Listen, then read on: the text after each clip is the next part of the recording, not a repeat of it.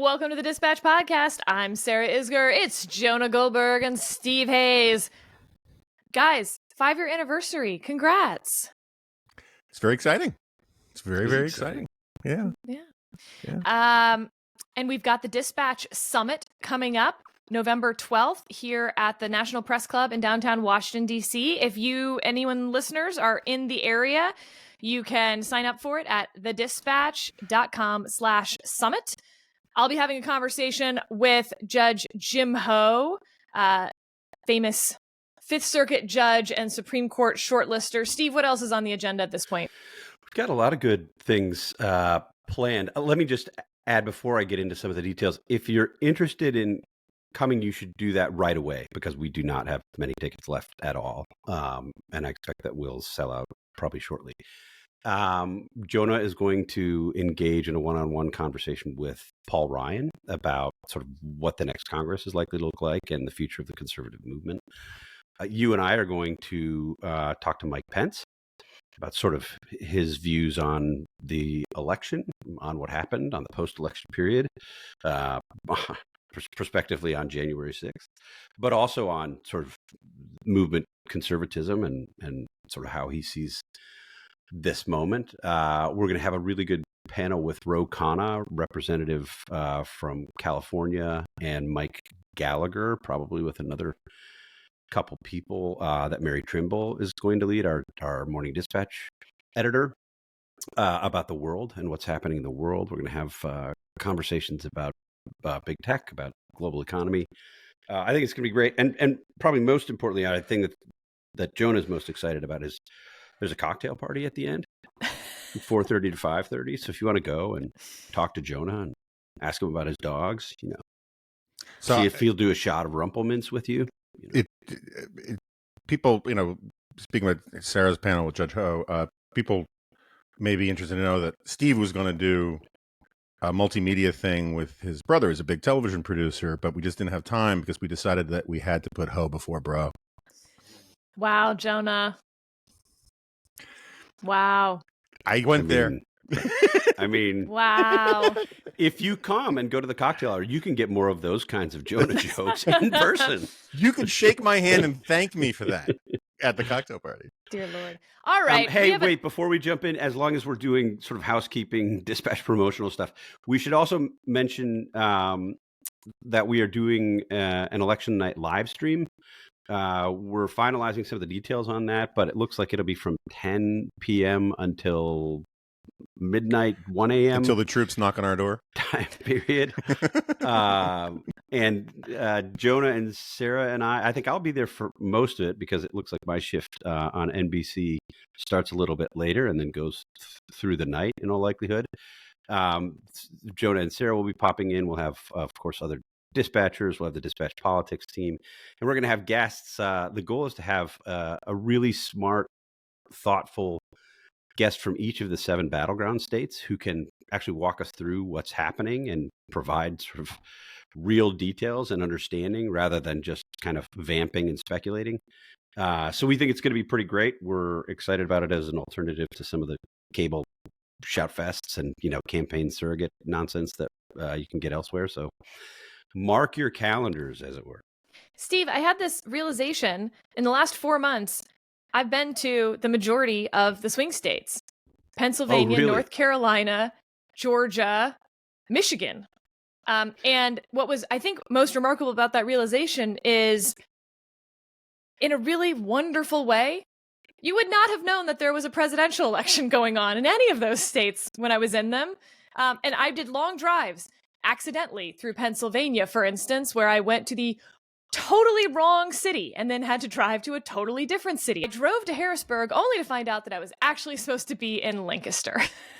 And why did you go to Harrisburg then? It's, you know what, Steve? Mistakes happen. Things happen. But in all those drives, and I drove for hours in Michigan as well, walked for an hour around Atlanta. Boy, Americans are living their normal lives, unlike the people on this podcast. We're the problem. You didn't watch TV. right? Because if you had watched TV, you would have seen probably nothing but political ads. Well, I spent a bunch of time in Wisconsin throughout the fall, and it's great. You can't watch television at all. Particularly Packers games are just polluted. The commercial breaks are polluted with political ads. Really distasteful. Well, in the spirit of maybe having a bit of a break before we get to campaign 2024, can we go a little bit around the world? And Steve, could you start us with an update of Ukraine? We've now had reports that there are North Korean soldiers in Russia at this point, though we don't, I guess, quite know what is happening with that. We haven't talked about Ukraine and Russia in quite a while. We haven't. Yeah, these reports apparently have been confirmed that there are North Korean soldiers in Russia. The numbers I've seen are somewhere along the lines of 1,500.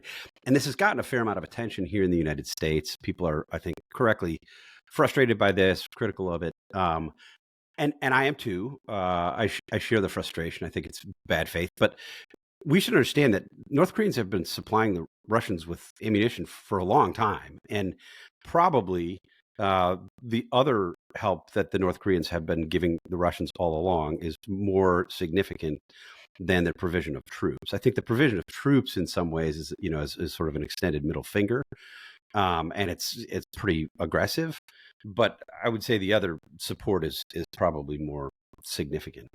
There have also been reports in recent days. There was a story, I forget who broke the news. I think this was in the last 24 hours it was Jackie Heinrich at Fox News, reported that the U.S. intelligence community and Pentagon leadership have concluded that allowing Ukrainians to attack deep in Russian territory would not provide them a strategic advantage, and sort of made I don't know if it was a policy recommendation or just an intelligence or battlefield assessment that allowing them to do that would be unwise. I can tell you that people who are talking to Ukrainian leadership disagree with that. They've been asking for this for a long time. They're eager to take advantage of what they can with the provision of some of these new weapons. But if the Biden administration is looking for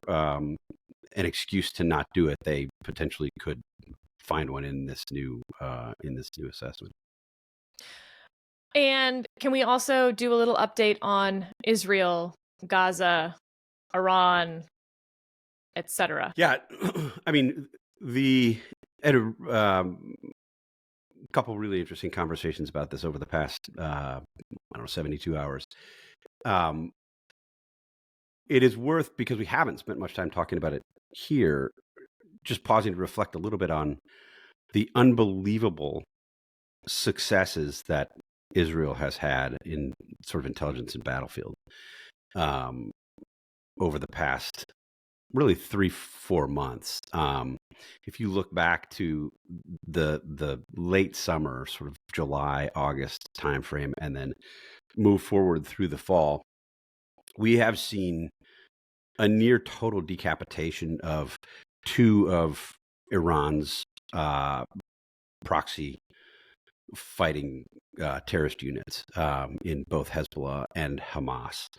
And that's important in and of itself, of course, but the way that it happened, I think will have tremendous psychological effects, not only because it happened so fast, but because these groups were caught so totally unaware. And if you look back at the beginning of this war, the October 7th and the days that followed, there was this real sense of Israeli vulnerability. Israel had been seen as this huge power with the ability to reach into these groups and into Iran, into elsewhere in the region to protect its interests and its people. And then after October 7th, there was a new sense that, holy cow, maybe Israel was a bit of a paper tiger. I think now, if you look at it 1 year on, it's clearly the case that Israel has reasserted dominance, and that it's, in fact, these terror groups that are sort of reeling, don't know necessarily what to do to try to rebuild. Anybody who's named or puts or the group puts himself forward as a successor to, say, Hassan Nasrallah or Sinwar on the Hamas side is dead within a few days. And the Iranian regime seems not to know how to respond either. I do think that this means that this period is a particularly precarious moment. If you believe that the Iranian potential for nuclear breakout capacity is potentially a matter of weeks or a matter of months, and there's open talk about the Israelis doing everything they can to aggressively degrade Iran's nuclear capability, there would be reason for Iran to race. And I think there are some people in the sort of U.S. national security bureaucracy who believe that that is happening or is likely to happen. Doesn't appear that Israel's ready to go right now. I think some people expected it to happen very quickly after the news of the death of Hassan Nasrallah, and it hasn't happened. But I wouldn't be surprised if we see something here in the next, several weeks. So, Jonah, if I were to highlight Russia and Ukraine and what would come after Ukraine, potentially, of course, Poland or other incursions into, NATO allies, China and Taiwan, and the Middle East with Israel sort of as the focus, where are you most concerned and where are you least concerned?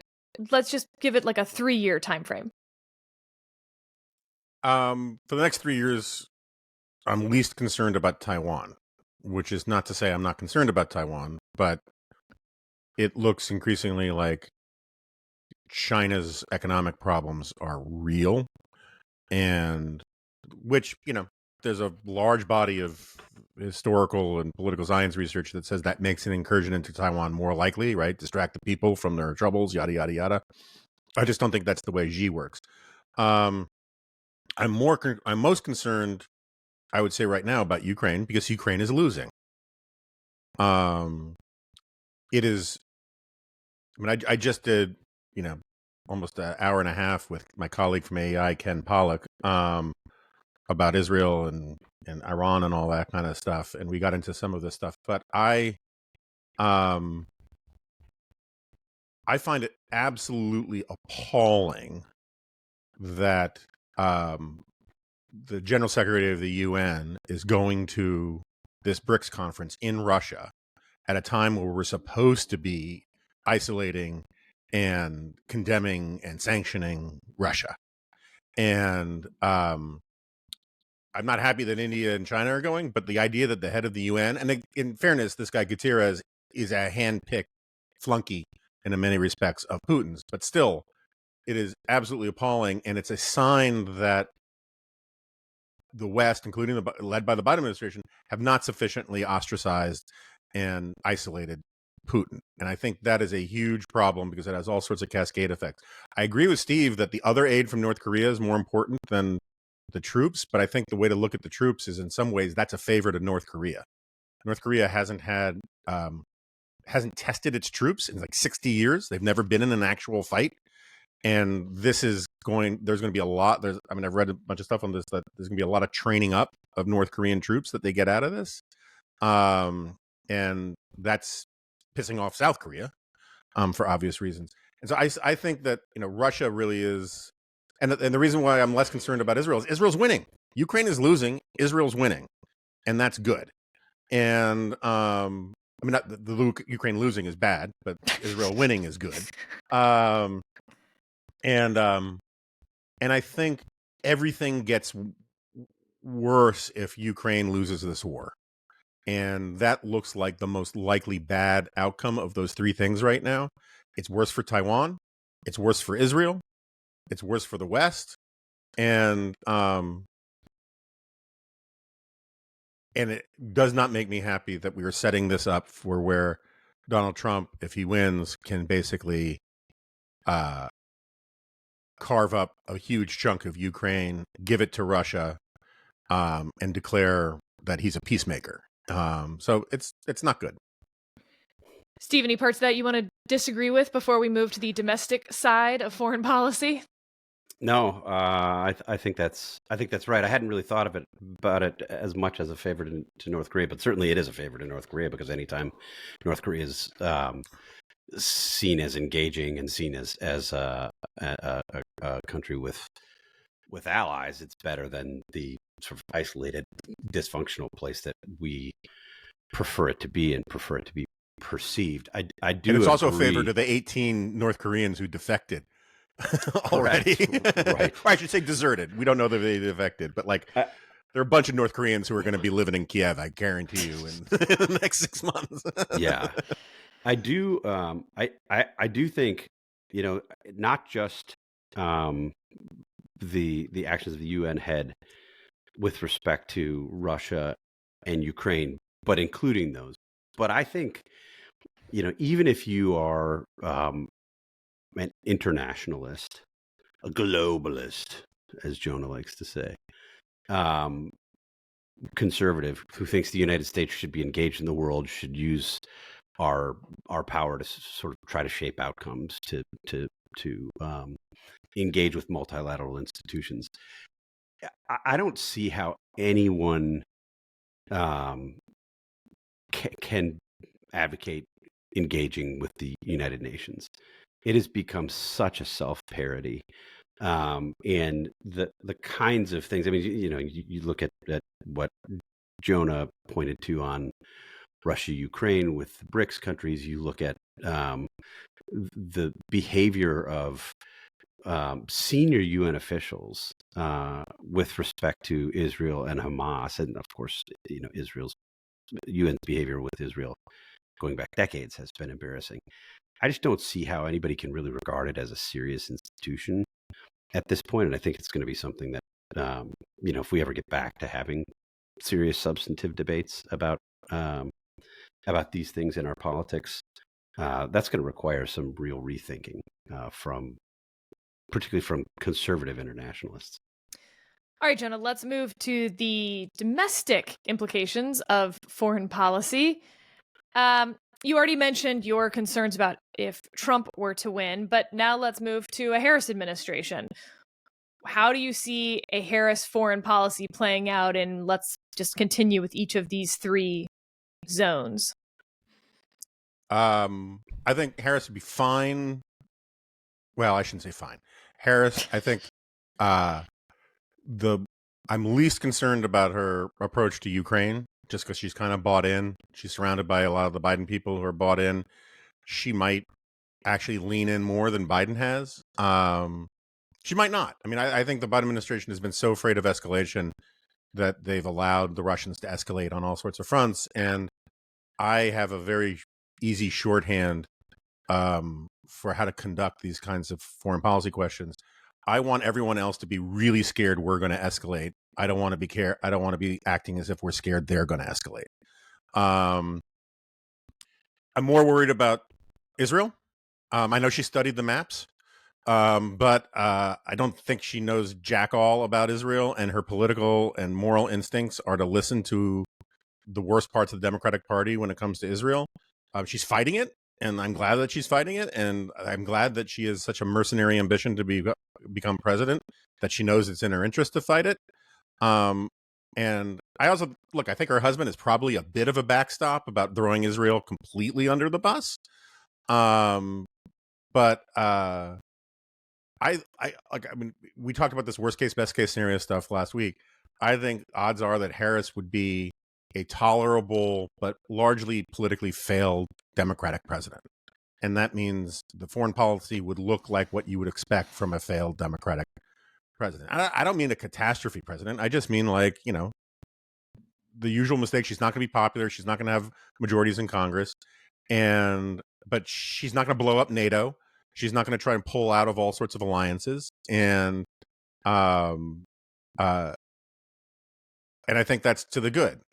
On the Taiwan stuff, I have no freaking clue what to think about what a Harris administration would look like on China policy.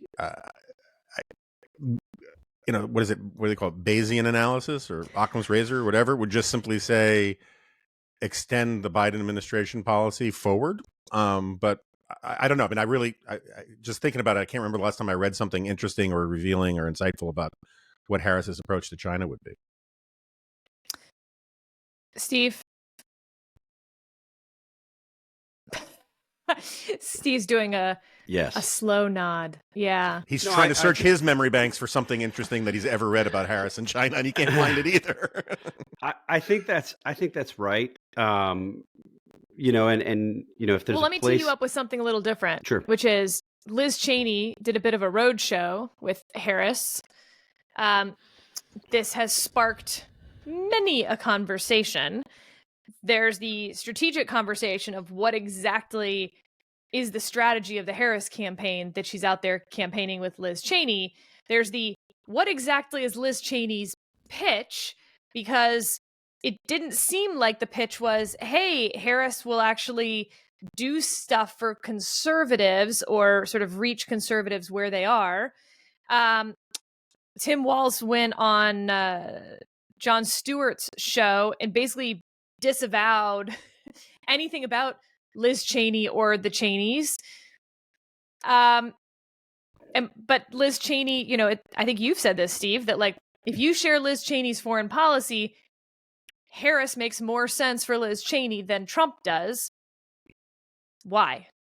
I mean, she said that. I believe she said that in one of the appearances this weekend, in part because Harris seems willing to engage on a with allies and not sort of polish some of our strongman enemies the way that Donald Trump does. I don't think you can't look at that and apply that in a broad way, because I think Harris has been part of an administration that's been absolutely awful on Iran. And downplayed the threat from Iran basically from the beginning. And of course, now there's reporting about U.S. classified intelligence documents that appeared in Iranian Telegram channels, almost certainly the subject of some kind of a leak, and there's a lot of speculation about where those leaks might have come from.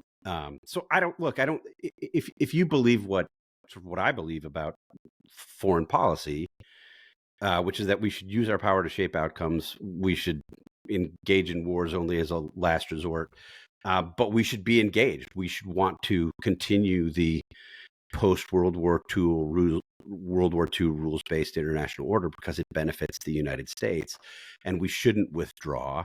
We shouldn't paper over. We shouldn't, say nice things about Kim Jong-un because he praises Donald Trump. Neither one of these candidates is great. I think it probably is the case that Harris ends up being more like that traditional foreign policy that Liz Cheney favors. But I don't think Harris is great either. Okay, I want to spend some more time on Liz Cheney because I have a question, which is I don't understand why it is so hard for disaffected former Republicans or disaffected conservatives, whatever you want to call them, who are going to vote for Harris to say the following. Harris's policies for conservatives are bad, but I'm not voting on policy in this election because I think Trump is a unique threat to larger constitutional order level concerns, and so my policy preferences are going to have to wait 4 years. I don't hear that coming out of a lot of people's mouths. Instead, I hear, well, actually, yada yada Harris, or yada yada my own views have shifted, which is not going to be convincing to someone who actually is a Republican or actually is a conservative. If you say your views have shifted now that you're voting for Harris, well, that's not where they are. And if you say, actually, Harris isn't so bad, there's just no evidence for that, because Harris herself, when asked anything that she might offer a Republican voter, and she was asked point blank at some of these events, hi, I'm a Republican and I don't like Donald Trump. what can you offer me? And her answer was like, I don't know, like a rendition of God Bless America or something. So I don't know why it's so hard for Republicans. I don't know why it's so hard for Harris if the Harris campaign believes that this is a group that they need to get. Why? Why? Jonah. So let the record show, I was the first person in major punditry to make this argument about Liz Cheney in the How do LA you find Times. major punditry? Let me get out Black's Dictionary of Punditry. No, I just mean like a major columnist somewhere, that kind of thing. I'm sure somebody on Twitter beat me to it, right? That's my point. Or one of those bloggers, those mealy bloggers. Anyway, my point is, the problem with Cheney's argument is that for all we talk about, and I talk about it a lot, how Republican and conservative have become synonymous terms. For a lot of people, they're not. They're two very tightly linked identities. And when you tell people you got to be a traitor to Republicans, your partisan tribe, the last thing you want to tell them is, and you need to be a traitor to this other tribe you're part of called conservatism, right? What you want to do is you want to tell people, give people the argument, give people the ammo to say, look, I am so conservative. I am willing to vote for the more liberal candidate to save the party, to save conservatism, to save the country, because this guy is that much of a threat. When you tell people, oh, she's really not that bad on economics, or the abortion stuff is not that bad, or whatever, all you're really telling them is that you're a liberal and a Democrat, and therefore you shouldn't be listened to. You need to keep one of the identities in your argument, right? Because you can do it the other way around. You can say, look, I'm pretty liberal now, but I want to save the Republican Party, and I think Donald Trump would be terrible for the Republican Party. You can make that argument. It's a harder one to make in this election climate, but there's a logic to it. I think the explanation for part of this is that, and listeners should know, we've been arguing vociferously about this in Slack for a week at least now. Yeah, in fairness, you're kind of coming into the middle of a conversation that the three of us and many others have been having. Yeah, so I think part of it is, this is just what politicians friggin' do, right? Politicians are politicians. And politicians, when they take a position, they need to sell it as if they're not, as if they're politicians, right? They need to say nice things about the person they're endorsing. I mean, this is one of the reasons why Trump has done so much damage to the Republican Party, is no one's willing to sort of forthrightly say, sure, I like his Supreme Court justices, but he's a horrible human being, right? They have to say, no, he's actually, he's a pretty good guy, right? Or actually, that's just the way he talks, but in his heart, we know he's right and he's a good person, and blah, blah, blah, blah, which are all what social scientists call lies. And so I think that's part of the problem, is that politicians don't know how to sell that argument. And so they fall back on their normal ribbon cutting. Oh, it's so great to have Ted here kind of, way of talking. Harris is a different creature. I think Harris is doing this the way she is because I guarantee you, in the antimatter universe where there is a left-wing, left-of-center, progressive dispatch podcast, they're all sitting around going, why can't Harris commit to our stuff? Why can't Harris sell policies based on the left? Blah, blah, blah, blah, blah. She's not committing to friggin' anything, right? She's not giving a closing argument. I watched that town hall last night, and like, she's asked again and again and again, what would you do differently than the Biden administration? What would you do? Give us anything. Anything, right? Just make an argument about why we should vote for you. In the ocean. Throw us a buoy. Yeah, I mean, nuke the moon. I have some sympathies for nuking the moon, but like, give us an argument. Instead, it's always this, generational pablum that I despise, and just sort of, pillow fight, kind of like nothingness. You can't get anything out of it, and I think that's the strategy. They think that they want to make this a referendum on Trump, not on her, and they want to hang any specifics on her. I think it's a wrong strategy. They must see something in the data in all of this. Like again with the Cheney stuff, there must be something in the data that they're seeing to justify using her time the way they're doing it, and using their precious bandwidth for messaging the way they're doing it. I just would love to know what they're seeing, because it's very hard for me to grok. Good use of grok. Thank you. Steve, I want to read you what Liz Cheney said in this Pennsylvania town hall with Harris about abortion. And remembering that Liz Cheney, staunchly pro-life, when she was in Congress, she voted for a personhood amendment.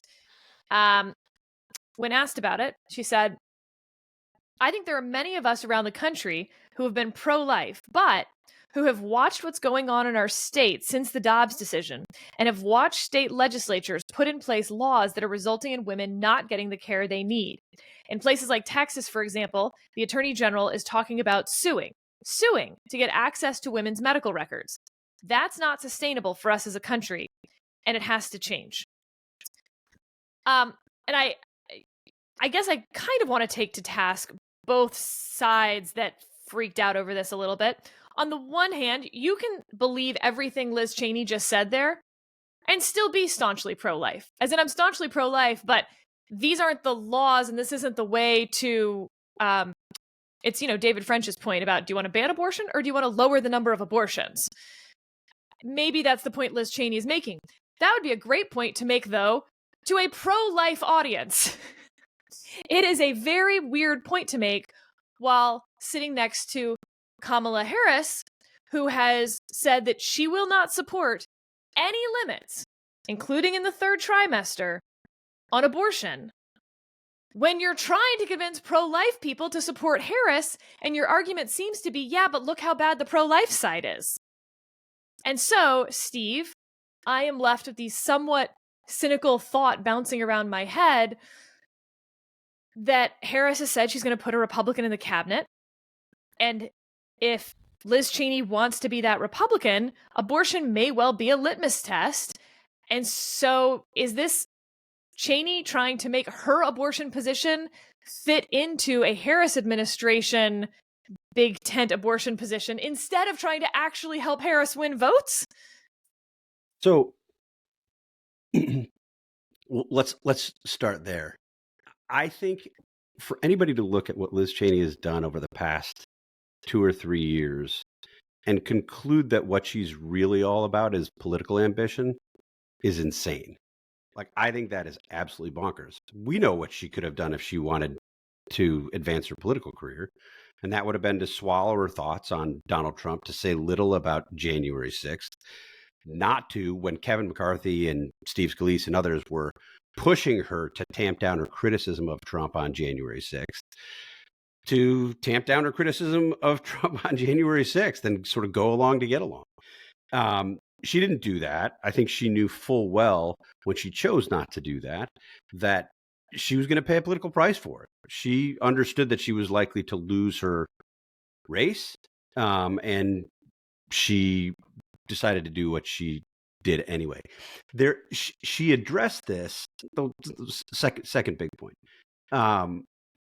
I think if you look at sort of the broad arguments she's making, in virtually every one of her appearances, and I will say I have not looked at the transcript. I've seen sort of clips from each of these appearances the other day, so I have not studied her language at each of these 3 appearances that she made on Monday. But the appearances that I have seen, I was at the Ripon event with Kamala Harris and Liz Cheney. I also was at an event that she did in support of Colin Allred, the Democratic representative running against Ted Cruz in Texas. And at the ones that I attended, she did go out of her way to point out that she has real policy differences with Kamala Harris. In fact, at the Ripon event, she went on to talk about why she considers herself a Reagan conservative and walked through sort of her policy preferences and said, this is what's conservative, this is what's conservative, this is what's conservative. And ended by saying, there's nothing more conservative, and I'm paraphrasing here, than taking seriously the rule of law and honoring the Constitution, fulfilling your oath to protect and defend the Constitution. So I think she has gone out of her way to say, I have these policy differences.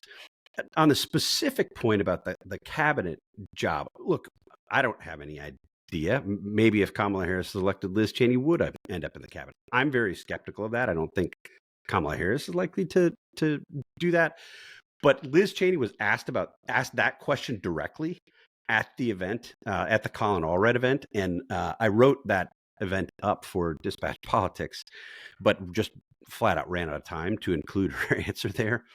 But I would say my characterization of her answer was that she was very skeptical of that and said, these positions, these cabinet level positions, are positions that require serious, deep thinking and discussion of policy.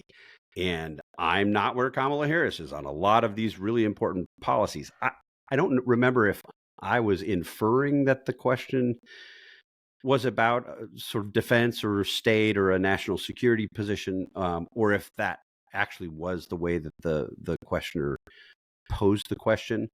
But in any case, my impression was that Cheney was very skeptical of the possibility of joining a Harris administration. Now, as I say, maybe I read that wrong. Maybe she ends up in the cabinet if Kamala Harris is elected.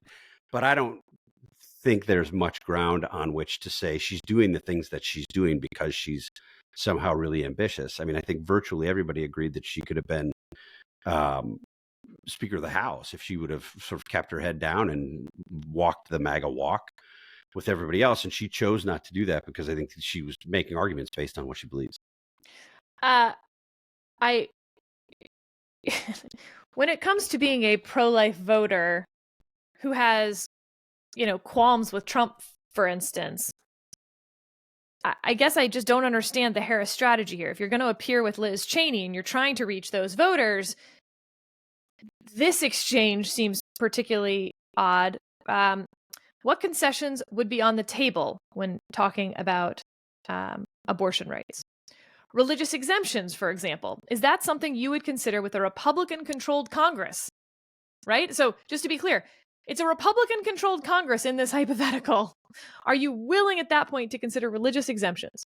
Harris, I don't think that we should be making concessions when we're talking about a fundamental freedom to make decisions about your own body. Question.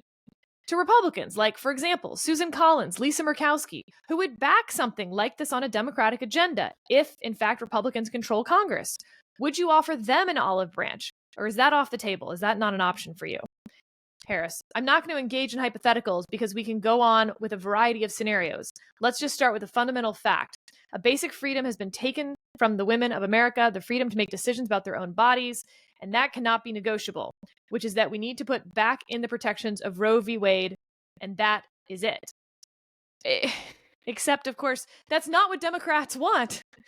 Murkowski and Collins have supported putting back in the protections of Roe v. Wade, which is a viability line, right? That states can make laws banning, limiting, restricting abortion post-viability. But that's not what Democrats want in their law. They want a far more expansive bill, which would also exempt the abortion law from the Religious Freedom Restoration Act, which is the thing that would, potentially force religious hospitals to perform abortions, maybe even pay for abortions. I'm just sort of bewildered about how you can have both strategies. Because to Jonah's point about the data, if the data shows these are gettable Republicans, talking about that you would get rid of the legislative filibuster to push through an abortion law far broader than Roe v. Wade with no religious exemptions is going to be a deal breaker for those same voters that you're trying to use Liz Cheney to get. I don't get it. And it's like the one thing she's not a word salad on is abortion. Well, there's a Jonathan Martin piece from earlier this week that raises and addresses several of these points, and he ends up being very critical of Kamala Harris for having basically no give. Like, what's the give? If you're trying to get these potentially gettable Republicans, don't you have to say something beyond Donald Trump is bad?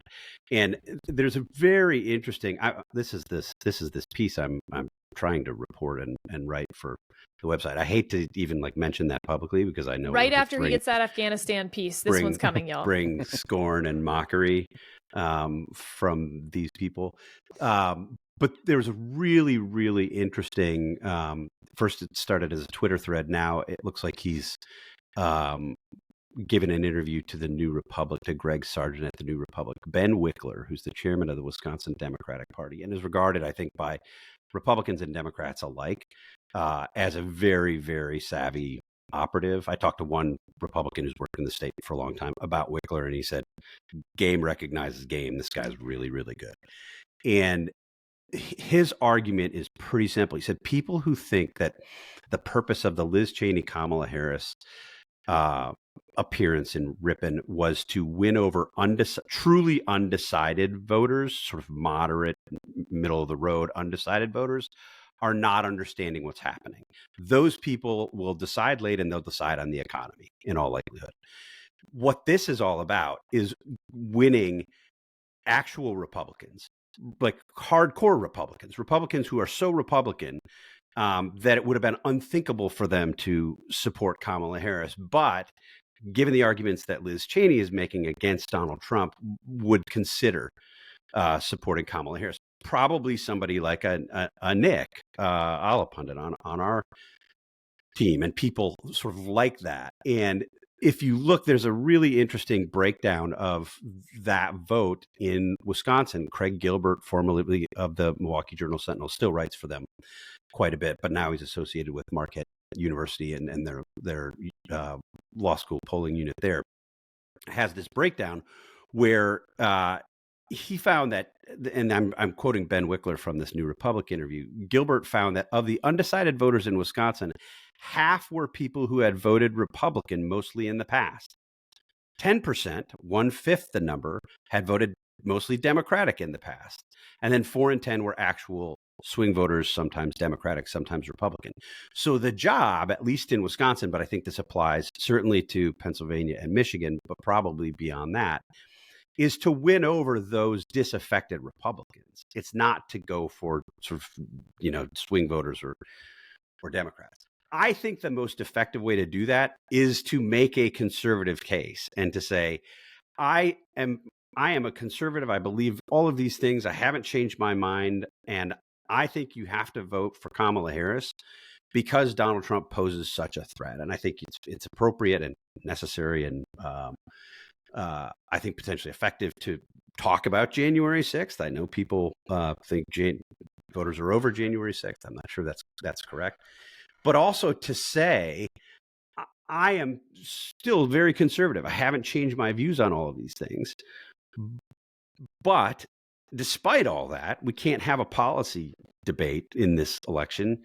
It's about keeping Donald Trump from the Oval Office, and that's why you have to support Kamala Harris. I think that's mostly the case that Liz Cheney has been making. I mean, I think,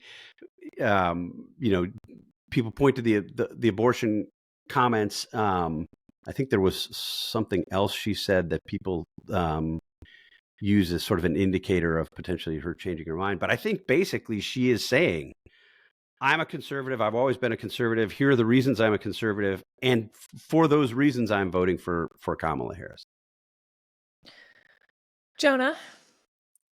Yeah, I think, going back to your abortion part, I think the abortion issue is the one issue where I'm not saying, because I don't agree with her, I'm not saying I give her a pass on the substance of it, right? But politically, I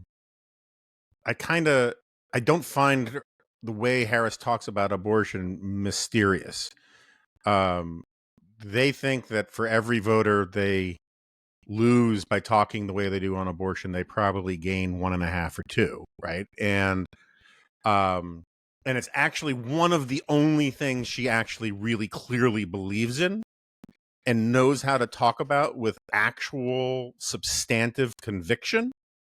And like, given how fake she seems on so many other things, if she starts getting waffly and too clever on abortion, man, are the people on her side gonna smell it quick and freak out. And so I kind of give her a pass on that.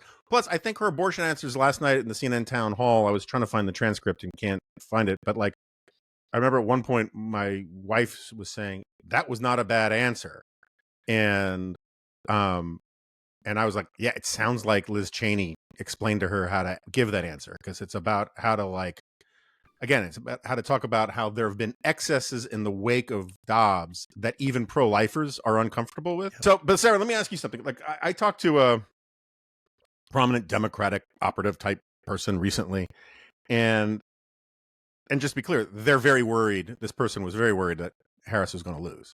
But on this stuff, one of this person's theories, and they didn't know, but one of their theories, informed theories, was that they see something in the data that suggests wives are looking for permission to vote differently than their husbands in MAGA world. And that was Liz Cheney's, that was the point of Liz Cheney's thing about, remember, it's a secret ballot. You don't have to tell anybody. And and again, they weren't saying like it's a huge number, but we're talking about tiny movements, maybe winning some of these places. And just more broadly, I think, would you agree that, like, all other things being equal, right? Just hold everything else constant. If the gender gap were 100%, wouldn't you, as a campaign professional, rather have the chicks than the dudes? 100%. Right? I mean, aren't women just better voters than women are the majority of voters. Right. They're more reliable. And so I think they're leaning into their gender gap stuff on that same theory a little bit. But anyway, what do you think? Yeah. I mean, will you vote differently than your husband? Would you dare do something like that? So it's actually funny you raise that, because, as I feel more politically isolated than I have in other parts of my life, you do realize, like, how much influence your spouse has over you. And I think, of course, I would be happy to vote differently than him. But, as my sort of best friend and the person I talk to the most about such things, he's pretty freaking persuasive, though, on most things in my life. And so I think there is a reason that most spouses tend to vote together. You're going to share a worldview at some point, and that person's pretty persuasive on their point of view. So I mean, I'd be kind of curious how, like, we talk about the death of split ticket voting and all that kind of stuff. I wonder if there's any data about whether or not married couples vote more alike now than they used to. You would think that That's a good question. You would think it would emerge organically from the big sort, right? Like, people talking about how they'd be upset if their kid married, a Democrat or a Republican. Then presumably both parents are on the same page about being Democrats or Republicans. But I don't think I've ever seen any data like that. Well, and I'll give you another reason why. My gut tells me that, in fact, you will see less divergence than in the past, which is, as those community organizations have fallen by the wayside and people are, less likely to be members of the Elks or the Bowling Alone thesis, your spouse has become more central, I think, to your social world. And, this is like the Bobos in Paradise. You used to just marry the girl next door. She might not have been very smart, or she might have been a lot smarter than you, but you married her because she was right there and you'd grown up with her. Now you're far more likely to marry someone who is also supposed to be your peer and best friend. And so you don't need all those other friends. This is your best friend. And so I think couples end up relying on each other a lot more socially than they used to in the past. And of course, I think that's had all sorts of negative effects on our culture, about men, for instance, being very lonely later in life because they don't have male friends because they have their wife, but their wife actually has maintained all of her female friends. And so for all those reasons, and like I'm talking about sort of that, the person I'm spending all my time talking to and socializing with, yeah, he's going to be pretty persuasive to me. I would think that you would see a decline in married voter divergence. Do you and Jessica vote the same? Assuming she's not pulling the Liz Cheney secret ballot? Pretty much. But I think, and not in the Goldberg household, but I think the issue of abortion might be one of those issues that does provide some room for a marital schism at the voting booth. Again, not in large numbers, but in significant enough numbers in a very, very, very, very, very, very tight election. Scott and I were going to diverge on a bond issue, and we argued about it on the car ride to go early vote, only to figure out that it wasn't on our ballot anyway. So that was a waste of a fight. Steve, what do you think? Does Carrie vote differently than you do?